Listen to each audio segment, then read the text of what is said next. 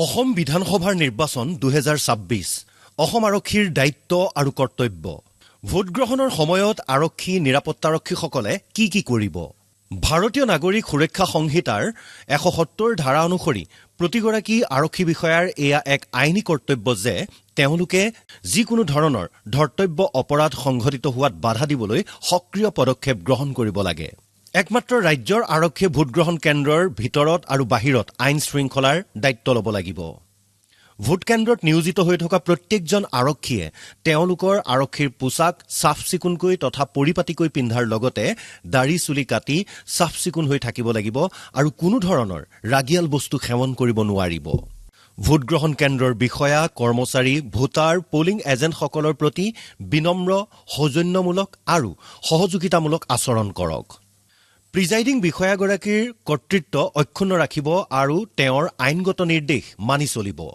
আপোনাৰ কৰ্তব্য সঠিক আৰু বিচাৰ বুদ্ধিসন্মতভাৱে পালন কৰিবলৈ চকু কাণ খোলা ৰাখিব আৰু সজাগ হৈ থাকিব ভোটগ্ৰহণ কেন্দ্ৰ বা ইয়াৰ চৌহদত ঘটা যিকোনো দুৰ্ঘটনা বা ঘটনাৰ ক্ষেত্ৰত নিৰপেক্ষ আৰু দ্ৰুত পদক্ষেপ লওক ভোটগ্ৰহণ কেন্দ্ৰৰ ভিতৰে বাহিৰে যিকোনো অভিপ্ৰায় বা ষড়যন্ত্ৰৰ বিৰুদ্ধে দ্ৰুত আৰু ফলপ্ৰসূভাৱে সঁহাৰি জনাওক আৰু দৃঢ়তাৰে মোকাবিলা কৰক ভোটদানৰ বাবে গোট খোৱা লোকসকলৰ মাজত যদি সন্দেহজনক ব্যক্তি লক্ষ্য কৰে তেন্তে তেওঁলোকৰ ওপৰত চকু ৰাখক ভোটদানৰ বাবে গোট খোৱা লোকসকলৰ পৰা নিৰ্বাচনী কৰ্মীসকলক আঁতৰত ৰাখক যাতে কোনো ধৰণৰ অপকৰ্ম বা বিশৃংখলতা নঘটে ৰাইজৰ মনত নিৰাপত্তা আৰু বিশ্বাসৰ ভাৱ গঢ়ি তোলক যাতে তেওঁলোকে কোনো ভয় ভীতি নোহোৱাকৈ নিৰ্বাচনী প্ৰক্ৰিয়াত অংশগ্ৰহণ কৰি নিজৰ ভোটাধিকাৰ সাব্যস্ত কৰিব পাৰে যিকোনো হিংসা বা উগ্ৰপন্থী কাৰ্যকলাপক প্ৰতিহত কৰিবলৈ আৰু তাৰ বিৰুদ্ধে তাৎক্ষণিক ব্যৱস্থা গ্ৰহণ কৰিবলৈ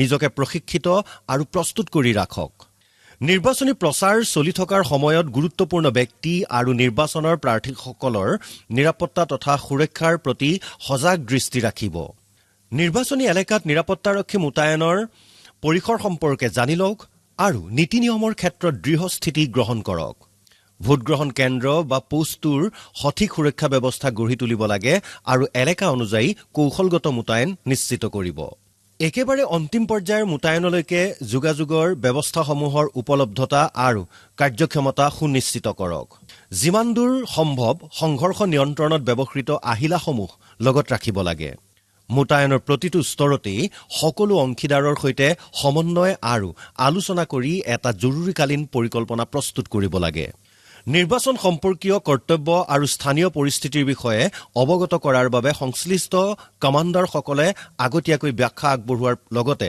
পিছতো এই বিষয়ত পুনৰ আলোচনা কৰক যিমান দূৰ সম্ভৱ মোতায়েনৰ প্ৰতিটো স্তৰতেই প্ৰাথমিক চিকিৎসাৰ বাকচ ৰাখিব ব্যাপক টহলদাৰী আৰু সন্ত্ৰাস বিৰোধী অভিযানৰ জৰিয়তে সমাজ বিৰোধী শক্তিসমূহক আঁতৰত ৰাখক যাতে নিৰ্বাচনী প্ৰক্ৰিয়াত কোনো ধৰণৰ ভাবুকি আহিব নোৱাৰে ভোটদানৰ বাবে গোট খোৱা লোকসকলৰ পৰা ভোট কেন্দ্ৰৰ সন্তৰীজনক আঁতৰত ৰাখক যিকোনো জৰুৰীকালীন পৰিস্থিতিৰ মোকাবিলা কৰিবলৈ আপোনাৰ সংৰক্ষিত বাহিনী সাজু কৰি ৰাখক কোটাঘাট বিৰোধী পদক্ষেপ হিচাপে ভোটগ্ৰহণ কেন্দ্ৰৰ চৌহদটো পুংখানুপুংখভাৱে পৰীক্ষা কৰক আৰু চৌহদৰ ভিতৰে বাহিৰে বিস্ফোৰক সামগ্ৰী পুতি থোৱা আছে নেকি তাৰ প্ৰতি তীক্ষ্ণ নজৰ ৰাখক ভোটদানৰ শাৰীটো অতি সাৱধানতাৰে নিয়ন্ত্ৰণ কৰিব লাগে আৰু ই ভোটগ্ৰহণ কেন্দ্ৰৰ পৰা এক নিৰ্দিষ্ট দূৰত্বত থাকিব লাগে ভোটগ্ৰহণ কেন্দ্ৰৰ ভিতৰলৈ নিৰ্বাচন আয়োগৰ দ্বাৰা অনুমতিপ্ৰাপ্ত observer micro observer polling party election এজেণ্টৰ বাহিৰে অন্য মানুহৰ প্ৰৱেশত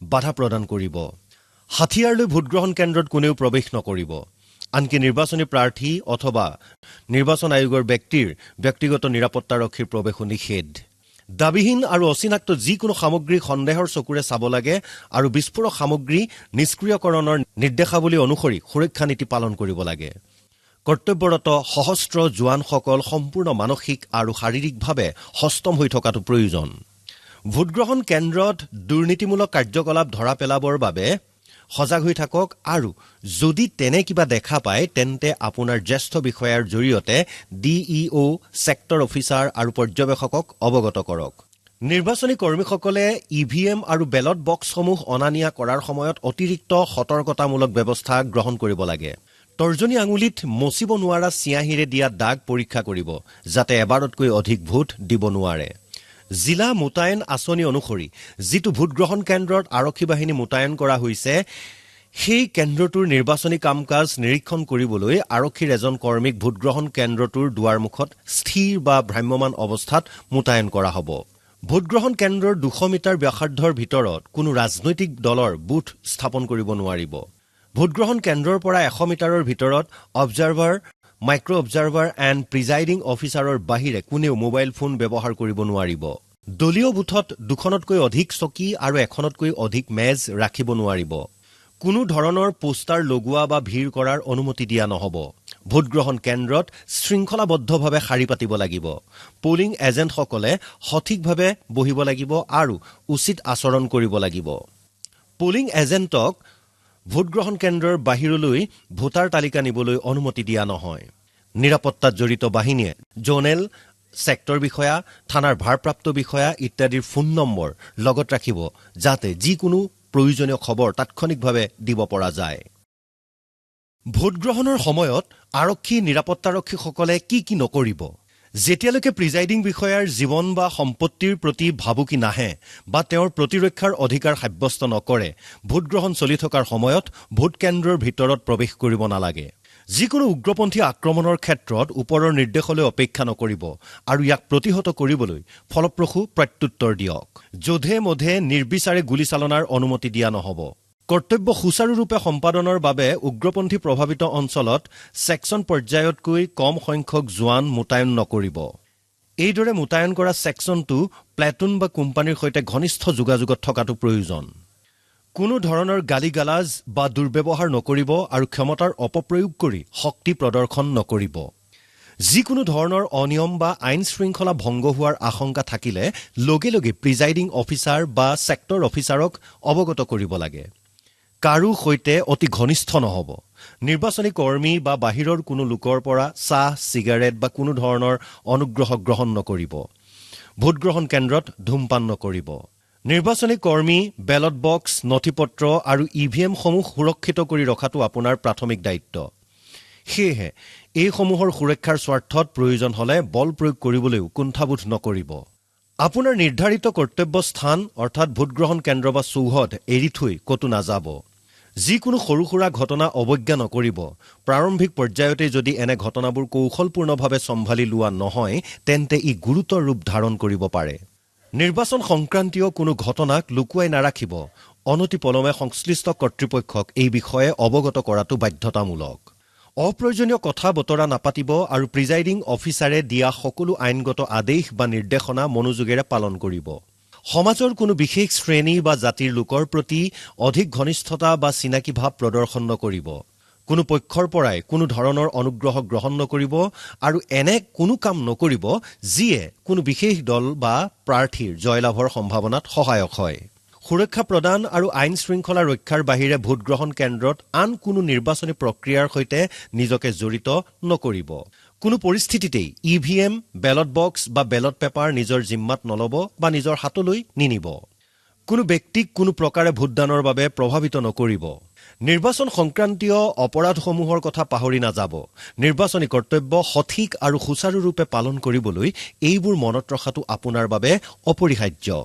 আপোনাৰ শৰীৰত, বাহনত বা বাসগৃহত কোনো নিৰ্বাচনী চিহ্ন বা প্ৰতীক ব্যৱহাৰ নকৰিব। ইয়াক নিৰ্বাচনী প্ৰক্ৰিয়া প্ৰভাৱিত কৰাৰ প্ৰচেষ্টা বুলি গণ্য কৰা হ'ব আৰু ইয়াৰ বাবে আপুনি শাস্তিৰ যোগ্য হ'ব। যিকোনো সামাজিক মাধ্যমৰ মঞ্চত নিৰাপত্তা বা নিৰাপত্তাৰক্ষী মোতায়েন সংক্ৰান্তীয় কোনো নিৰ্দেশনা বা আদেশ পোষ্ট নকৰিব। কৰ্তব্যৰত অৱস্থাতেই হওক বা কৰ্তব্যত নথকা অৱস্থাতেই হওক কোনো নিৰ্বাচনী সভাৰ আয়োজন বা তাত অংশগ্ৰহণ নকৰিব আৰু কোনো ধৰণৰ ৰাজনৈতিক অগ্ৰগতিত সহায় নকৰিব। কোনো ব্যক্তিকেই কোনো বিশেষ প্ৰাৰ্থী বা দলৰ হৈ ভোটদান কৰিবলৈ নক'ব বা অনুৰোধ নকৰিব। ইয়াৰ উলংঘন হ'লে জনপ্ৰতিনিধিত্ব আইন 1951ৰ 129(3) ধাৰাৰ অধীনত শাস্তিযোগ্য অপৰাধ বুলি গণ্য কৰা হ'ব। আপোনাৰ ৰাজনৈতিক আনুগত্য আৰু ভাৱাবেগ আনৰ আগত প্ৰকাশ বা প্ৰদৰ্শন নকৰিব। ধন্যবাদ।